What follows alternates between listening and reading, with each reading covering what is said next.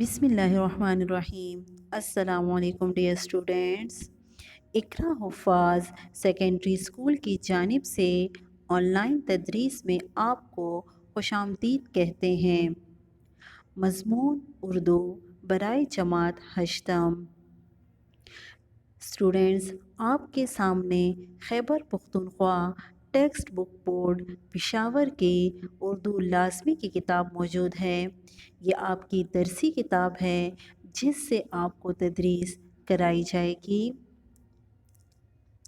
جی students, حصہ نثر کا پہلا سبق جو کہ اخلاق نبوی صلی اللہ علیہ وسلم ہے، اس کی تدریس اور اس سے متعلقہ تمام تحریری کام آپ کو کروایا جا چکا ہے۔ آج ہم حصہ نظم سے پہلی نظم کی تدریس کریں گے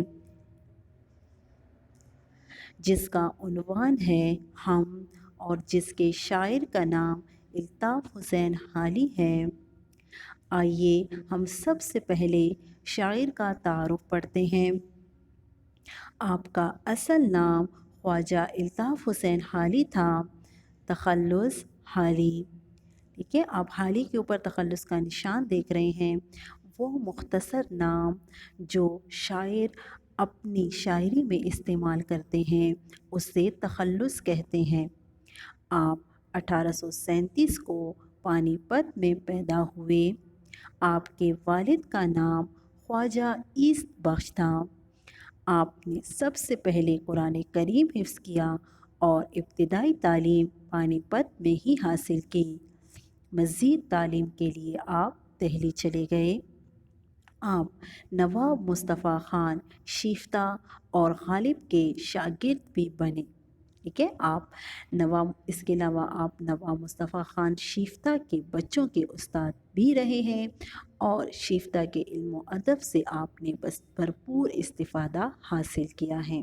دہلی میں آپ غالب کے شاگرد بنے۔ چونکہ اس وقت غالب کی شاعری کا بہت زیادہ چرچا تھا، اس لیے آپ نے غالب کی شاگردی اختیار کی۔ جی، ان کا فنی اور فکری تنقیدی جائزہ دیکھ لیں۔ یعنی شاعر کے فن کی خصوصیات۔ مولانا الطاف حسین حالی نے غزل، نظم، مرثیہ، قطع اور رباعی پر طبع آزمائی کی ہے۔ جی، مرثیہ ایسی نظم کو کہتے ہیں جو کسی کی موت پر غم کے اظہار کے لیے لکھی جائے، اسے مرثیہ کہتے ہیں۔ ٹھیک ہے، آپ نے ایک ہی مرثیہ لکھا اور وہ اپنے استاد کے مرنے پر لکھا تھا۔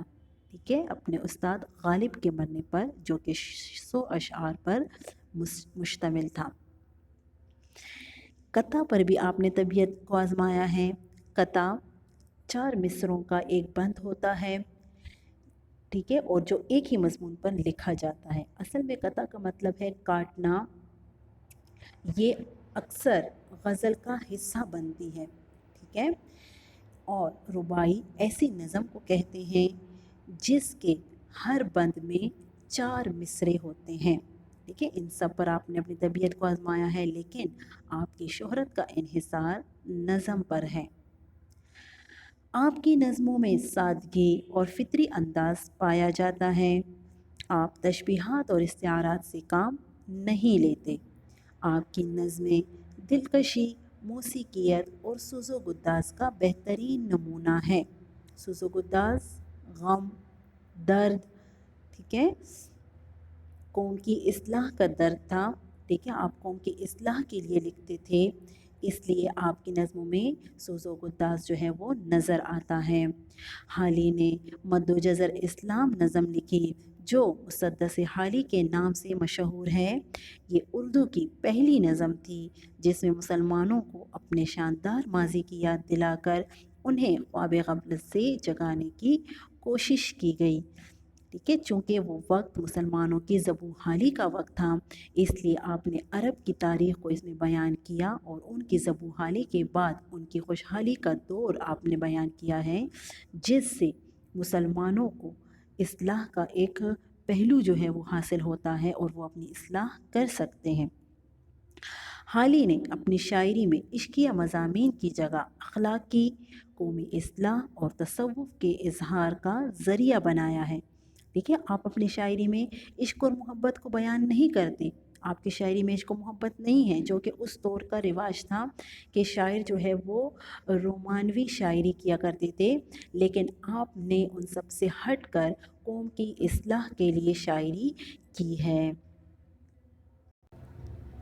اس کے علاوہ حالی جو ہیں وہ ایک ادیب بھی ہیں، ٹھیک ہے، اور آپ کو قدرت نے بہت ساری صلاحیتیں دے کر پیدا کیا ہے، ٹھیک ہے۔ آپ ایک ہی وقت میں عمدہ نثر نگار، اعلیٰ شاعر، باعتبار سوانح نگار اور بہت بڑے نقاد بھی ہیں، ٹھیک ہے۔ اس کے علاوہ اردو ادب میں جو چیز آپ کو ایک منفرد مقام عطا کرتی ہے وہ آپ کی تنقید نگاری ہے، ٹھیک ہے۔ آپ نے تنقید کے میدان میں مقدمہ شعر و شاعری لکھا، ٹھیک ہے، یہ آپ کی ایک تصنیف ہے مقدمہ شعر و شاعری، جس میں تنقید کے ایسے اصول مقرر کیے جو آج بھی اردو ادب میں سنگ میل کی حیثیت رکھتے ہیں۔ اس لیے آپ کو اردو کا پہلا باقاعدہ تنقید نگار بھی تسلیم کیا جاتا ہے۔ جی آئیے اب ان کی تصانیف کو دیکھ لیتے ہیں۔ آپ کی پہلی تصنیف یادگار غالب ہے، جو کہ آپ نے اپنے استاد غالب کے بارے میں لکھی ہے، ان کی زندگی کو اس میں بیان کیا ہے۔ دوسری تصنیف آپ کی حیات جاوید، مقدمہ شعر و شاعری، حیات سعدی اور دیوان غالب، یہ ایسی تصانیف ہیں جو آپ کو ہمیشہ شہرت دوام سے متصف رکھیں گی، ٹھیک ہے، جو آپ کی شہرت کا ذریعہ ہیں۔ دیوان ایسی کتاب کو کہتے ہیں جو شعراء کے کلام کا مجموعہ اس میں جمع کیا جاتا ہے، ٹھیک ہے۔ تو حالی جو آپ کی نظم میں حالی کی